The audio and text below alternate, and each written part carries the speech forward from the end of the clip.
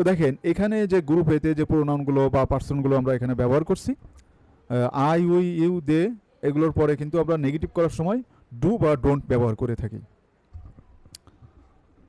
তো pronoun I wake up, আমি জেগে উঠি। অ্যাফার্মেটিভ ফর্ম যে আই ওয়েক আপ আর্লি, আমি ভোরে জেগে উঠি। এটা negative form I do not wake up, আমি ভোরে জেগে উঠি না। যে এখানে কেন ডু নট হলো, কারণ এটা প্রেজেন্ট সিম্পল ফর্ম থাকার কারণে আমরা কিন্তু ডু ইউজ করছি। তো I do not ওয়েক up early, আমি ভোরে জেগে উঠি না।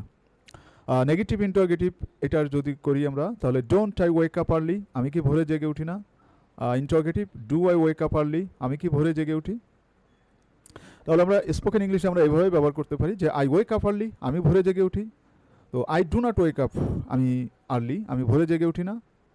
ঠিক এইভাবে কিন্তু আমরা চাইলে স্পোকেনটা এভাবে আমরা শুরু থেকেই শিখতে পারি। এখানে ডব্লিউএস কোশ্চেন, আমরা 5টা ডব্লিউএস কোশ্চেন নিয়ে আমরা এখানে আমরা কাজ করব। হু, কে, who wakes up early in the morning, who wakes up early in the morning, কে, তোমার পরিবারে কে ভোরে জেগে ওঠে। Answer I wake up early in the morning, আমি আমার পরিবারে ভোরে জেগে উঠি। তো এখানে আই নিয়ে আমরা যখন কোশ্চেন করব তখন কিন্তু আমরা এই হু দিয়ে কিভাবে করতে হয় এটা শিখলাম, যে who wakes up early in your family, তোমার পরিবারে কে ভোরে জেগে ওঠে। I wake up early in my family, আমি আমার পরিবারে ভোরে জেগে উঠি।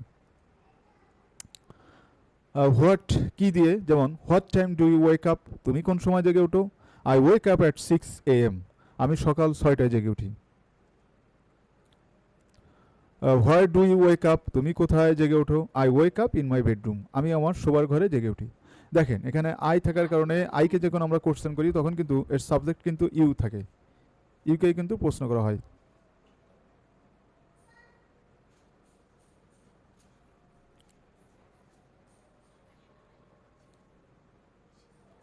হোয়েন দিয়ে যেমন when do you wake up on Fridays, শুক্রবারে তুমি কখন জেগে ওঠো।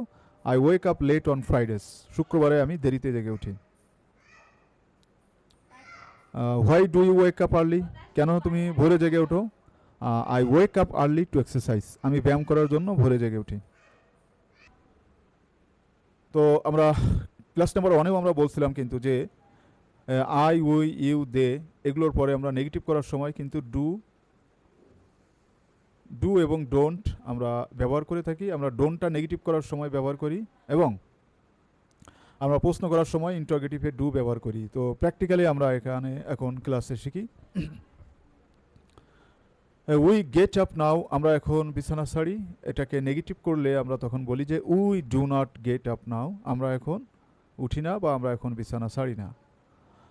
ডোন্ট উই গেট আপ নাও, দেখেন নেগেটিভ ইন্টারোগেটিভ করলে এটা যে আমরা কি এখন বিছানা ছাড়ি না। তো প্রথমে কিন্তু নেগেটিভ ইন্টারোগেটিভ করার সময় এই নেগেটিভ ইন্টারোগেটিভ যে ডোন্ট, এটাই কিন্তু প্রথমে নিয়ে আসতে হবে। ডোন্ট উই গেট আপ নাও, এটা ইন্টারোগেটিভ করলে অ্যাফার্মেটিভটাকে যখন ইন্টারোগেটিভ করব, তো ডুকে আমরা নেগেটিভ করার সময় অবশ্যই কী আসবে, উই। গেট আপকে যেহেতু প্রেজেন্ট ফর্ম, তাহলে প্রথমে ডু আসবে। ডু উই গেট আপ নাও, আমরা কি এখন বিছানা ছাড়ি।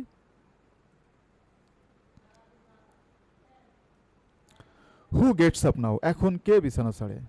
উই গেট আপ নাও, আমরা এখন বিছানা ছাড়ি। তো আমরা হু দিয়ে যখন কোনো কোশ্চেন করি তখন কিন্তু সরাসরি হু বসে এবং ভার্বটাই বসে যায়। তাহলে হু গেটস আপ নাও এবং ভার্বের শেষে এস বাই এর যোগ হয়, হু গেটস আপ নাও, এখন কে বিছানা ছাড়ে। উই গেট আপ নাও, আমরা এখন বিছানা ছাড়ি।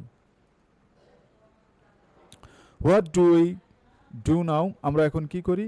We get up from bed now, আমরা এখন বিছানা থেকে উঠি। হোয়াট এরপরে অক্সিলারি ভার্ব হিসাবে যেহেতু প্রেজেন্ট ফর্ম ডু আসলো, এরপরে উই এবং কোশ্চেন করার জন্য আরেকটা ডু মেইন ভার্ব হিসাবে ব্যবহার হলো, যে what do we do now, আমরা এখন কি করি। We get up from bed now, আমরা এখন বিছানা থেকে উঠি। Where do we get up নাও, একইভাবে হোয়ার আসলো এবং অক্সিলারি ভার্ব ডু আসলো। Where do we get up now, where do we get up from, আমরা কোথা থেকে উঠি। We get up from our beds, আমরা আমাদের বিছানা থেকে উঠি। When do we get up নাও, আমরা কখন উঠি। We get up early in the morning, আমরা খুব ভোরে উঠি। Why do we get up নাও, আমরা এখন কেন উঠি। We get up now to start our day, আমরা আমাদের দিনের শুরু করার জন্য আমরা এখন উঠি। তো আমরা এখানে একটা বিষয় গুরুত্বপূর্ণ খেয়াল রাখবো, সেটা হলো উই এর পরে প্রেজেন্ট ফর্মে কিন্তু সবসময় ডু ব্যবহার হয় এবং নেগেটিভ করার সময় আমরা ডোন্ট ব্যবহার করব। Thank you. Thanks for staying with us.